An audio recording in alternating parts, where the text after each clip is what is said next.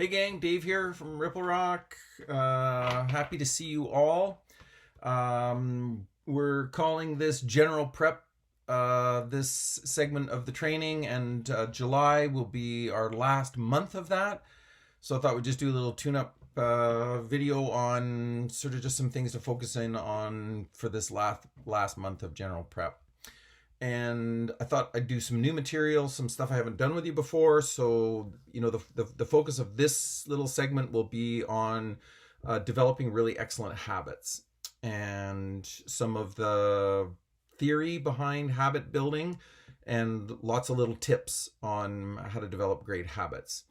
The beauty of a great habit is that once it's driven down into the subconscious mind, then it just produces itself over and over and over again. And one of the things that we'll talk a little bit about today is the notion of what's a keystone habit. And what a keystone habit is it's a habit that drives a bunch of other habits. So when you get that keystone habit engaged, then you automatically benefit from like 3 or 4 other really good habits that you have that follow that keystone effect. So we'll talk about all those kinds of things. So to start out, just a couple general things. I don't know if you're ready to do some just little screenshots, but Dave's 30 here question I think would be like one of the things that we really want to focus on this month, which is my big question, which is who do I need to be? That's the first part of it. And in order to do my best work is the second part of it. What's your best work look like? And then how do you do it today, not next week or next month or in the next training phase? And then most importantly, how do you do it given the circumstances that we find ourselves in right now? So obviously kind of crazy circumstances with COVID-19, but they are the circumstances. And so what does your best work look like given those circumstances? And I know for some of you, you started up a little bit of team training again. Some of you still training on your own. So whatever the circumstances, we just have to make the best of them. That's the trick, right? So who do I need to be?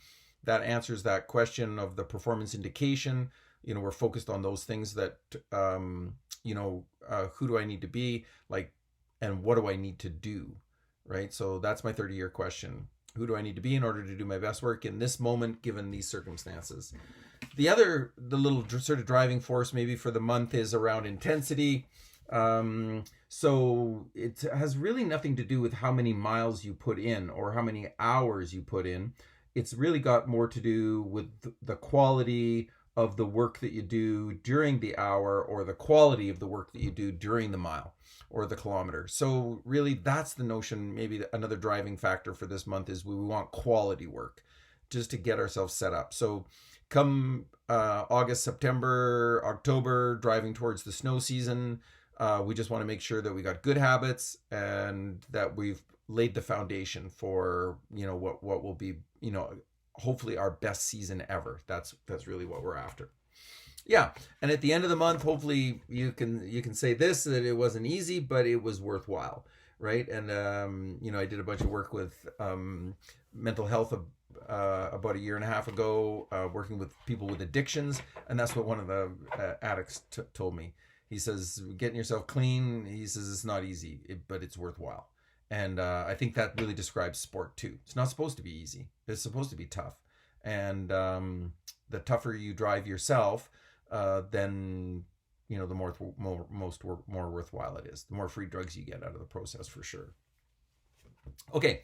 Read a book not too long ago called Atomic Habits by James Clear.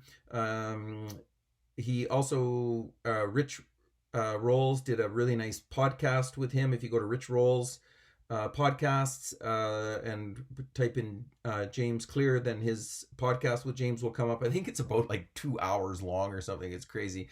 But anyway, it really breaks down. If you don't want to read the book, just go to that podcast and watch it. And it looks at all sorts of different aspects of habits. And for sure, it's the best book I've ever read on habits. I've probably read a half a dozen. The best one so far. The podcast is excellent. But basically what a habit is just it's something that's driven by your subconscious. We have good habits and we have bad habits. And as you know, like just the technique struggle, changing technique you've got a certain technique, your coach is trying to change it. It's a habit that you have. You've driven it down into the subconscious mind through millions and millions of repetitions, and now we want to change it a little bit. So that change processes can be really tough, right? So with all habits, we always want to start with the end in mind. You want to figure out like, what is that thing that we want in the end, and then come back to present reality and begin to do the work. We have to focus on what the performance indicators are. So we have to break down that habit into as many small chunks as we possibly can so that we really understand what it is that we're at, whether it's processes like, pre-race processes, pre-training processes, or whether it's more like a technical thing or more like a strategic thing. We just try to break it down into the smallest chunks possible. And then we figure out exactly who do we need to be. So what do we need to do? What's the outcome of that habit that we want? And then who do we need to be in order to drive that habit? So what James says is that number one, these things have to be obvious, right? So if they're shrouded in mystery, you don't really understand it, then you got to push back for clarity with your coaches. You got to dive deep into the literature in order to find out like really what does it mean for you to know that thing. So it has to be obvious, right? The second thing it has to be attractive. So we're going to be rewarded by what's good and we're going to be punished by what's bad. That's just how it works in life. And we want to be rewarded. So whatever it is, it needs to be attractive so that the system will help drive that. The third thing is it has to be easy. And let's maybe not use James's word easy so much, but it needs to be effective and it needs to be efficient. Is maybe a better word than easy, because when it's effective and it's efficient, you're going to get the best value for time, energy, and effort. And so that makes it easy in the long run. But easy really doesn't describe a tough sport like cross-country skiing, but effective and efficient really speaks to it. So that's the little thing. And then the fourth thing is just satisfying, right? So there's those four, if you want to screenshot that. Obvious and attractive and effective and efficient would be the third one. And then the fourth would be satisfying. So just a little bit more information on that. So obvious, the cue, right? So that's the first little piece of it, right? So when we look at how a habit really works, you've got this cue, this thing that begins to like go, oh, we're going to like do that habit thing, right? The subconscious mind needs a cue, right? And so, like the conductor taps on his little podium with his little wand thing, and then that's the little cue to everybody to quiet down because we're about to start. That's a cue, right? And it's just like, when you're stopped at the stoplight, the light turns green, that's your cue. Look both ways. Intersections where most accidents happen, that's good safe driving practice, and then away we go, right? So the green light doesn't mean go. The green light means like make sure the intersection is clear and then go. It's a cue, right? Just like the yellow light is the cue to the stop, the green light is the cue to proceed, right? So the cue is driven, right, into the response by the craving. So the craving is what lies inside the habit system.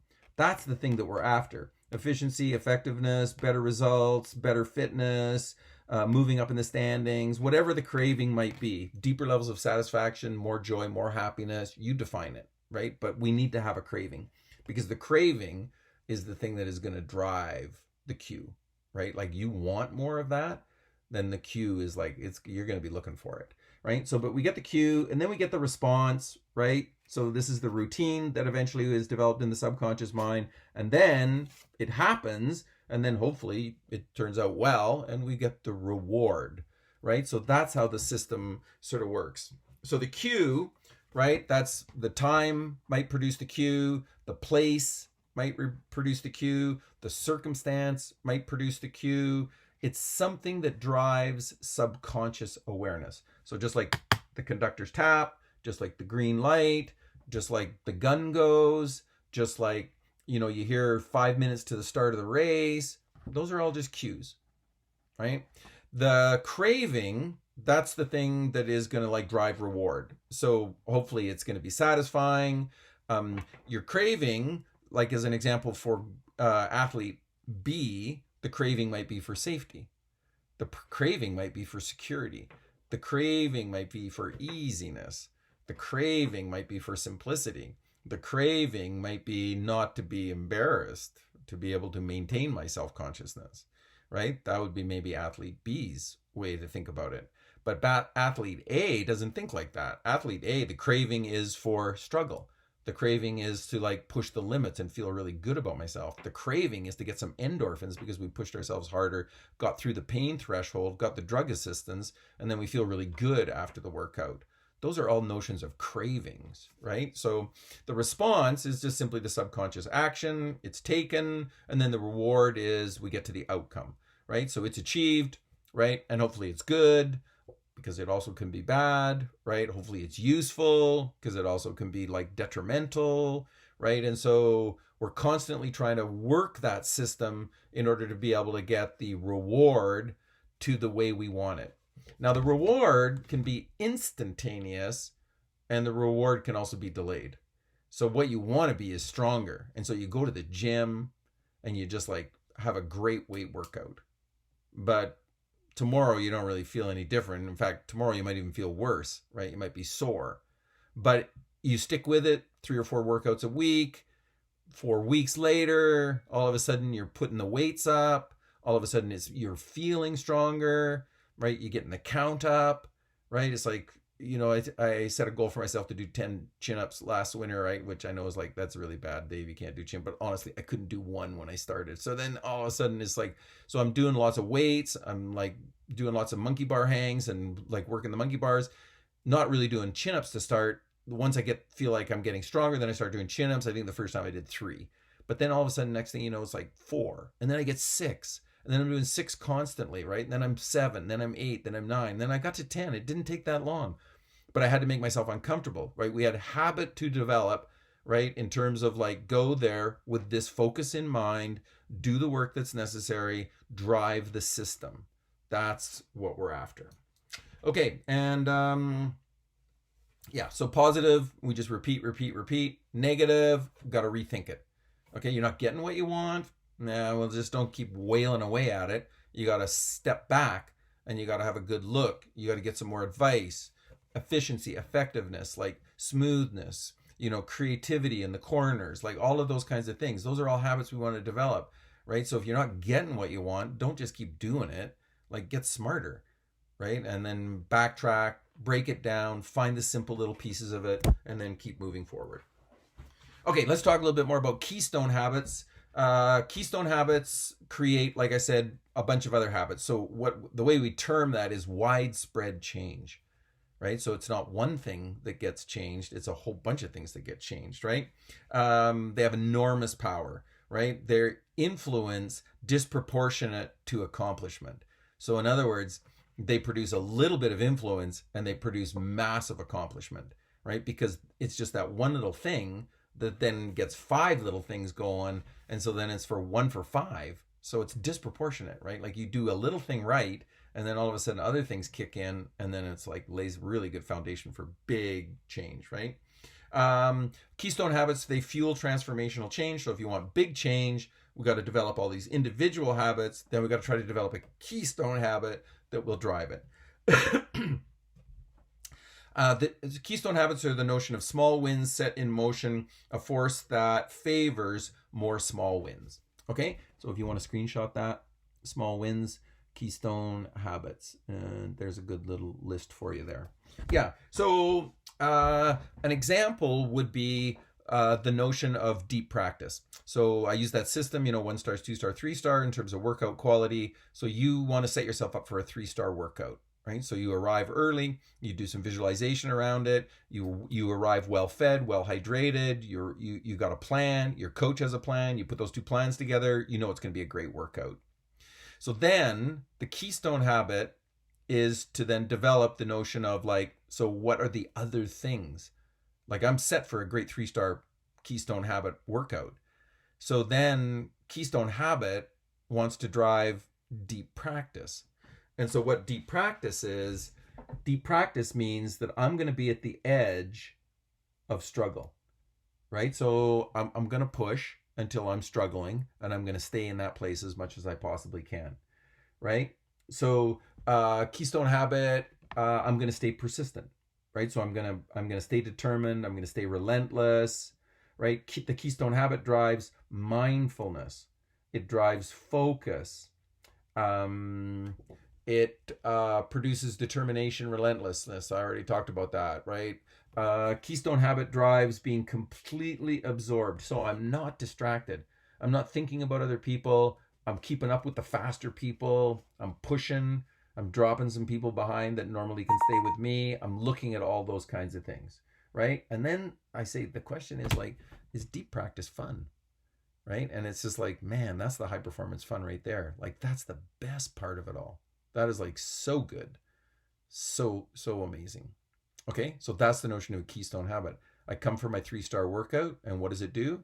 It drives struggle, it drives persistency, it keeps me mindful, it keeps me focused, I stay determined, relentless, I get absorbed into it in a really healthy way, and I'm looking for that high performance fun, and I'm getting it. So that is so cool. That's the notion of a keystone habit and how it works. 3-star drives all that stuff. How do I get to my 3-star? Through mindfulness. Show up early, well fed, well hydrated, well rested, ready to do my work, all my gear, good little visualization of myself seeing all of those deep practices, things come alive. And then what I just got to do is just keep pushing the 3 stars. Just got to say, no, it's not going to be a 2-star workout. It's going to be a 3-star workout. Can't do them every day. We all know that. But you could have one tomorrow. And if you haven't had one for a long time, you're due. And so we got to develop the keystone habit. So have a great month. You can text, email me, Dave, RippleRockConsulting.com. Cell is 250-318-1099. Happy to help at any time. We're going to keep pushing things. We're going to get that web page sorted out here. And yeah, hopefully you'll have a great month. Think of Uli Steck. 62 days, he climbed to 86 peaks, I think it was, in the Alps. That's one of my favorite stories of a guy who was just looking to have some fun in the summer. Just wanted to have some fun. That's his idea of fun. So cool. All right. Take care, you guys. We will talk to you again soon. Bye-bye.